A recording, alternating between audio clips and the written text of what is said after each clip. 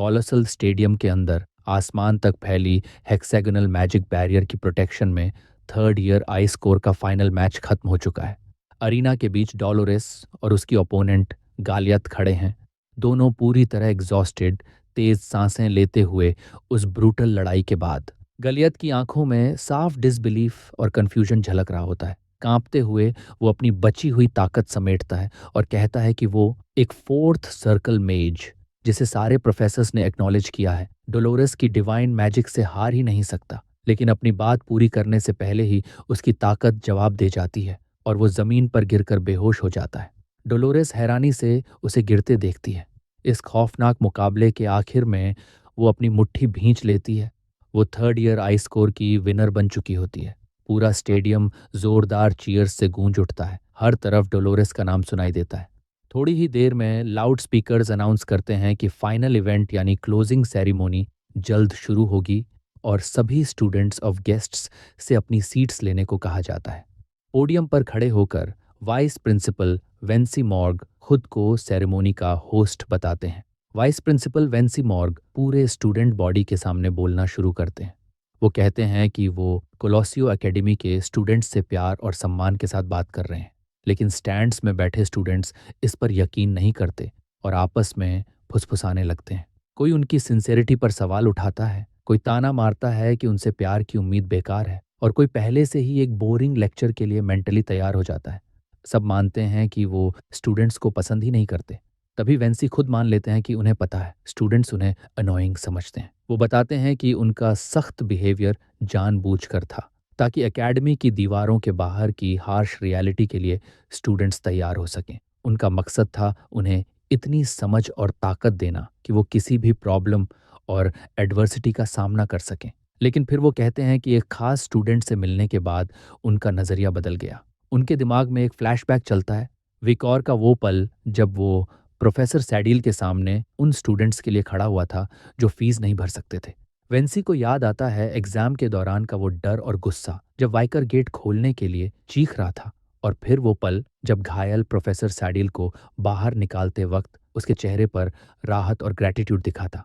इन सब अनुभवों से वेंसी कहते हैं कि उन्होंने एक प्रोफेसर होकर ये सीखा कि किसी स्टूडेंट को जो सबसे ज़रूरी चीज़ चाहिए वो किसी दूसरे स्टूडेंट से ही मिल सकती है। वर्तमान में लौटकर वो उस अननाम स्टूडेंट का दिल से धन्यवाद करते हैं और उसके फ्यूचर के लिए सच्ची दुआ मांगते हैं। वो कामना करते हैं कि जो भी हवा उसे पीछे धकेले वही उसे आगे बढ़ाने वाली बन जाए। सूरज हमेशा उसे गर्मजोशी दे और बारिश में भी उसे एक रेनबो दिखाई दे। वो चाहते हैं कि जिंदगी के उदास दिन खुश दिनों से भी ज्यादा उसे मजबूत बनाए। क्राउड में बैठी सिंक्लेयर चुपचाप सुन रही होती है। उसका चेहरा गंभीर है। वेंसी की बातें उसे गहराई तक छू रही होती हैं। सबसे बढ़कर वो दुआ करते हैं कि उसकी जिंदगी प्यार, शांति, उम्मीद और अचीवमेंट्स से भरी रहे। आखिर में वो कहते हैं कि इस साल स्टूडेंट्स ने शानदार किया है और सबका धन्यवाद करते हैं। फिर पूरे स्टूडेंट बॉडी के सामने गहराई से झुककर सम्मान दिखाते हैं। वाइस प्रिंसिपल वेंसी के इस अनएक्सपेक्टेड और इमोशनल स्पीच के बाद पूरा स्टेडियम तालियों की गड़गड़ाहट से भर जाता है। स्टैंड्स में बैठे स्टूडेंट्स भावुक हो जाते हैं। पिगी, ट्यूडर और सांचो खुलकर रो रहे होते हैं। पिगी हैरानी से बोलता है कि उसे यकीन नहीं हो रहा कि प्रोफेसर वेंसी इतने वार्म वर्ड्स बोल सकते हैं। ट्यूडर मजाक में कहता है कि शायद ये स्पीच किसी और ने लिखी होगी। सांचो खुद को संभालते हुए बड़बड़ाता है कि वॉरियर्स रोते नहीं हैं। वहीं दूसरी तरफ बियांका बिल्कुल काम रहती है। उसका अनइम्प्रेस्ड चेहरा दोस्तों को चुप रहने का इशारा करता है। डोलोरेस भी साफ तौर पर इमोशनल हो जाती है। वो सोचते हुए कहती है कि प्रोफेसर के दिल में बहुत कुछ दबा हुआ था। उसके पास बैठी लड़की जोर जोर से रोते हुए कहती है कि वो बहुत ज्यादा प्रभावित हो गई है। फिर वो डोलोरेस से पूछती है कि क्या वही वो स्टूडेंट है जिसका जिक्र वेंसी कर रहे थे। थोड़ा चौंक कर डोलोरेस धीरे से मना कर देती है और कहती है कि उसे नहीं लगता वो वही है। पास बैठे वाइकर ये सुनकर चुप हो जाता है। उसके चेहरे पर पसीने की एक बूंद चमकती है और चश्मे के पीछे उसकी रेड आई हल्की सी चमक उठती है। डॉलर्स मन ही मन सोचती है आखिर वो कौन था जिसने उस सख्त प्रोफेसर की आंखें खोल दी। जब वेंसी पोडियम से नीचे उतरते हैं, हेडमास्टर विंस्टन उन्हें रोक लेते हैं। कंधे पर हाथ रखकर अच्छे काम और दिल छू लेने वाले स्पीच की तारीफ करते हैं। लेकिन वेंसी उस तारीफ से थोड़ा पीछे हट जाते हैं। उनका चेहरा पढ़ पाना मुश्किल होता है। विंस्टन उन्हें जाते हुए सोच भरी नजर से देखते हैं, फिर खुद स्टेज पर आ जाते हैं। माइक्रोफोन के पास आते हुए हेडमास्टर विंस्टन अपनी स्पीच शुरू करते हैं। वो अपना परिचय देते हैं और हल्के मजाक में कहते हैं कि वाइस प्रिंसिपल इतनी जबरदस्त स्पीच दे चुके हैं कि अब उनके बाद बोलना आसान नहीं है। वो हंसते हुए कहते हैं कि शायद उन्हें कुछ ज्यादा बेहतर तैयार करना चाहिए था। फिर स्टूडेंट्स को हर पल अपना बेस्ट देने की आम सलाह देते हैं।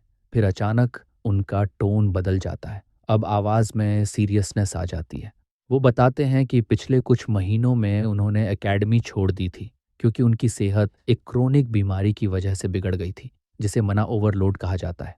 विंस्टन समझाते हैं कि सेहत खोने के बाद ही उन्हें सच में एहसास हुआ कि प्रेजेंट कितना कीमती होता है। पूरे यकीन के साथ वो कहते हैं कि किसी को नहीं पता वो कब मरेंगे, न कल, न अगले घंटे, न ही अगले ही पल में। वो सबको कहते हैं कि हर एक पल में अपना बेस्ट दो, क्योंकि मौत एक ऐसी सच्चाई है जो सबके लिए बराबर है। हेडमास्टर विंस्टन अपनी स्पीच को दिल से निकली एक आखिरी गुहार के साथ खत्म करते हैं, खासकर उन स्टूडेंट्स के लिए जो वेकेशन पर जाने वाले हैं। वो कहते हैं कि कभी मत भूलना कि लाइफ और टाइम कितने प्रेशियस हैं। वो उन्हें बिना रिग्रेट के जीने की सलाह देते हैं, ये याद दिलाते हुए कि इंसान कल भी मर सकता है, या इसी पल। लेकिन उनकी बात यहीं सबसे भयानक तरीके से टूट जाती है। एक बड़ा खतरनाक पर्पल विप जैसा टेंटिकल अचानक आगे बढ़ता है और सीधा उनके सीने को भेद देता है। खून हवा में फैल जाता है। विंस्टन की आंखें शॉक और डिसबिलीफ में फैल जाती हैं, जैसे जैसे उनकी जिंदगी उनसे फिसलने लगती है। पूरा स्टेडियम कैओस में डूब जाता है। स्टूडेंट्स सन्न रह जाते हैं, आंखों में सिर्फ डर। पिगी, ट्यूडर और सांचो डर के मारे जमे रह जाते हैं। बियांका, डोलोरेस और उसके पास बैठी लड़की बस घूरती रह जाती है, आंखें फटी हुई। यहाँ तक कि वाइकॉर, जिसने पहले भी कई डिजास्टर्स देखे हैं, वो भी इस अचानक हुए ब्रूटल हमले से पूरी तरह हिल जाता है। विंस्टन जोर जोर से खून खांसते हैं। तभी पर्पल टेंटिकल उन्हें हवा में उठा लेता है। हमलावर उन्हें बेरहमी से घुमाता है और पूरी ताकत से स्टोन स्टेज पर पटक देता है। जमीन फट जाती है और एक विशाल क्रेटर बन जाता है। वो टूटे हुए खून से लथपथ पड़े रहते हैं। होश अभी भी है, लेकिन दर्द असहनीय। उनके गले से एक डरावनी चीख निकलती है। उसी पल एक काली शैडो जैसी आकृति उनके पास उतरती है। हमला अभी खत्म नहीं हुआ था। टूटी जमीन पर विंस्टन की सजी हुई तलवार यूं ही पड़ी रहती है। हाई हील्स की आवाज के साथ एक शैडोई फिगर आगे बढ़ती है और उस तलवार को उठा लेती है।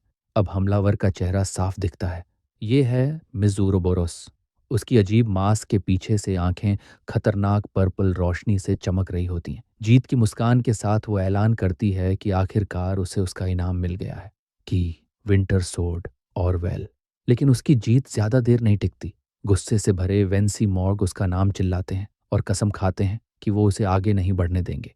वो और कई प्रोफेसर्स अपनी तलवारें निकालते हैं और उस पर टूट पड़ते हैं, पूरी तरह फाइट के लिए तैयार।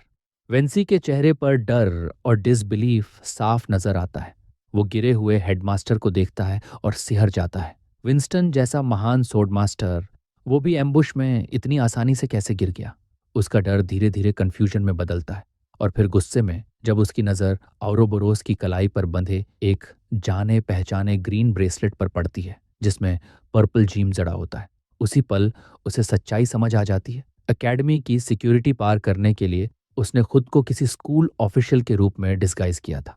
वेंसी दांत भींच लेता है, उस लैप्स को कोसते हुए जिसने ये सब होने दिया। खुद को संभालते हुए वेंसी असैसिन की तरफ मुड़ता है और दहाड़ता है कि उसका एम्बुश भले ही कामयाब रहा हो, लेकिन वो एकेडमी से जिंदा बाहर नहीं जाएगी। उसके हाथ में एक चमकता हुआ ब्लू मैजिक सर्कल बनता है। वो ऐलान करता है कि यह स्कूल मार्शल आर्ट्स के शिखर का प्रतीक है। आंखों में ताकत की आग ली और दो और डिटर्मिन्ड प्रोफेसर्स के साथ खड़े होकर वो कहता है कि शेयर स्ट्रेंथ में वो एक आर्मी के बराबर है और वो अकेली उन सबको नहीं हरा सकती। मिस औरोबोरोस एक टेढ़ी डरावनी मुस्कान के साथ पूछती है, क्या उसने कभी कहा था कि वो अकेली है?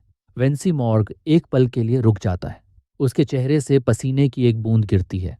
वो उलझन में उसे घूरता है, उसकी बात का मतलब समझ नहीं पाता। तभी अचानक अरीना की डिफेंसेस पर एक जबरदस्त हमला होता है।